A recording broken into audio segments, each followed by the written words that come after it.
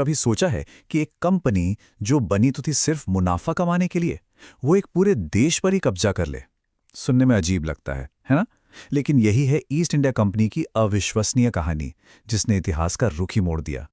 तो सवाल यही उठता है, आखिर कैसे कैसे एक प्रॉफिट कमाने वाली कंपनी एक पूरा साम्राज्य बन बैठी? चलिए इसी गुत्थी को सुलझाने की कोशिश करते हैं। तो सबसे पहले ये ईस्ट इंडिया कंपनी थी क्या चीज़?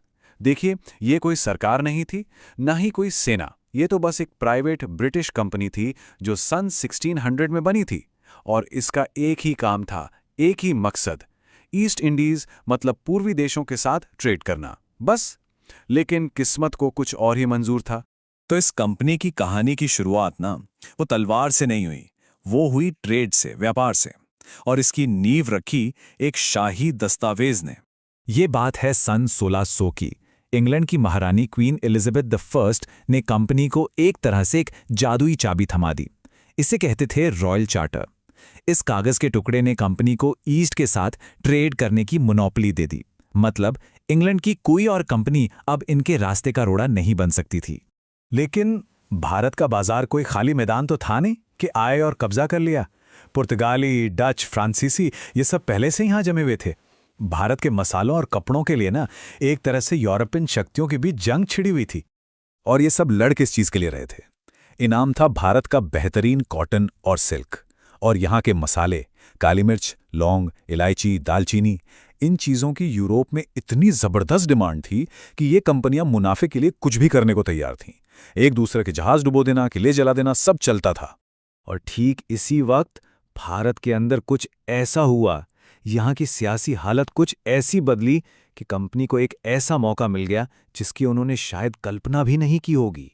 वो साल था 1707, जब आखिरी शक्तिशाली मुगल बादशाह औरंगजेब की मौत हुई। और उनकी मौत के साथ ही भारत का जो पूरा पॉलिटिकल मैप था ना, वो बिखर सा गया। जो एक सेंट्रल पावर थी, वो कमज़ोर पड़ गई। और नतीजा, छोटे छोटे राज्य सिर उठाने लगे और एक बड़ा सा पावर वैक्यूम, एक शक्ति शून्य पैदा हो गया। अब इस उथल पुथल के माहौल में कंपनी ने अपना एक पुराना हथियार इस्तेमाल किया, फरमान। ये क्या था? ये मुगल बादशाहों से मिला एक रॉयल ऑर्डर होता था। इन फरमानों ने कंपनी को ड्यूटी फ्री, मतलब बिना टैक्स दिए व्यापार करने का अधिकार दे दिया। अब सोचिए, इससे कंपनी तो मालामाल हो रही थी, लेकिन बंगाल जैसे जो सूबे थे उनका खजाना खाली हो रहा था। और जाहिर है वहां के नवाबों का गुस्सा भी 7वें आसमान पर पहुंच रहा था। और यही बढ़ता हुआ तनाव, यही गुस्सा बंगाल में एक ऐसे टकराव की वजह बना जो इस कंपनी को एक ट्रेडर से एक रूलर बनाने वाला था। इतिहास में ना कुछ तारीखें, कुछ साल ऐसे होते हैं जो सब कुछ पलट कर रख देते हैं। 1757 एक ऐसा ही साल था। ये साल था प्लासी की लड़ाई का। कंपनी की फौज की कमान थी एक बहुत ही शातिर आदमी, रॉबर्ट क्लाइव के हाथ में।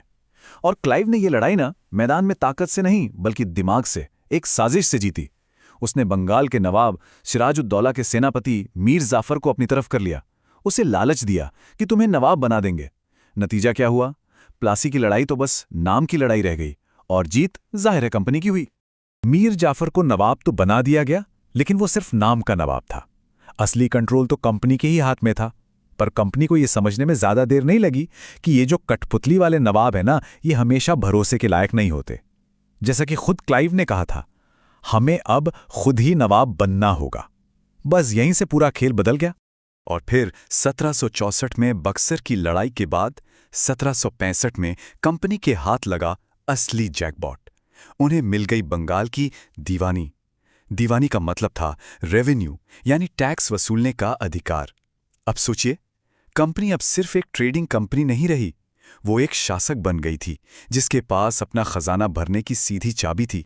अब बंगाल की बेहिसाब दौलत हाथ में आने के बाद कंपनी ने पूरे भारत में अपने पैर फसारने के लिए नए और ज्यादा शातिर तरीके अपनाने शुरू कर दिए। इस दौरान कंपनी के जो अफसर थे वो रातों रात अमीर हो रहे थे। मतलब यहां से इतनी दौलत कमाकर जब वो इंग्लैंड वापस जाते तो लोग मजाक में उन्हें नवाब बुलाते थे। नवाब का ही बिगड़ा हुआ रूप। ये एक तरह का ताना था उनकी उस बेशुमार दौलत पर, जो अक्सर बेईमानी से कमाई गई थी। और इन नवाब लोगों का सबसे बड़ा एग्जाम्पल कौन था? अरे खुद रॉबर्ट क्लाइव। जब वो भारत से लौटा तो उसकी पर्सनल दौलत 4,01,102 पाउंड। आज के हिसाब से ये करोड़ों अरबों में बैठेगी। इतनी दौलत कि खुद ब्रिटिश पार्लियामेंट को उस पर करप्शन की जांच बिठानी पड़ी। तो अब कंपनी ने कब्जा करने के लिए 2 बड़े हथियार तैयार किए। पहला था सब्सिडियरी अलायंस या सहायक संधि। इसमें क्या होता था कि भारतीय राजाओं को अपनी फौज खत्म करनी पड़ती थी और कंपनी की सुरक्षा के लिए पेमेंट करनी पड़ती थी, और अगर पेमेंट में चुके तो उनका इलाका गया हाथ से। दूसरा हथियार था डॉक्ट्रिन ऑफ लैप्स। ये तो और भी कमाल का था। इसके हिसाब से अगर किसी राजा का अपना कोई बेटा नहीं है तो उसकी मौत के बाद उसका राज अपने आप लैप्स हो जाएगा, मतलब सीधा कंपनी की टेरिटरी बन जाएगा। और इस डॉक्ट्रिन ऑफ लैप्स का इस्तेमाल करके कंपनी ने एक के बाद एक सतारा, संबलपुर, नागपुर और हाँ झांसी जैसे कई राज्यों को हड़प लिया। ये बिना एक भी गोली चलाए साम्राज्य बढ़ाने का एक बहुत ही खतरनाक तरीका था। लेकिन कहते हैं ना, सत्ता का नशा बहुत बुरा होता है, और कंपनी की यही आक्रामक पॉलिसीज, यही लालच अब उसके ही अंत की वजह बनने वाला था। और ताबूत में आखिरी कील ठोकी 1856 में। कंपनी ने अवध पर यह इल्जाम लगाकर कब्जा कर लिया कि वहां के नवाब ठीक से राज नहीं कर रहे हैं। इस एक कदम ने लोगों के अंदर जो गुस्सा सुलग रहा था ना, उसमें घी डालने का काम किया। अब विद्रोह की आग भड़कना तय था। और इसके बाद चीजें बहुत तेजी से बदलीं। 1856 में अवध पर कब्जा हुआ।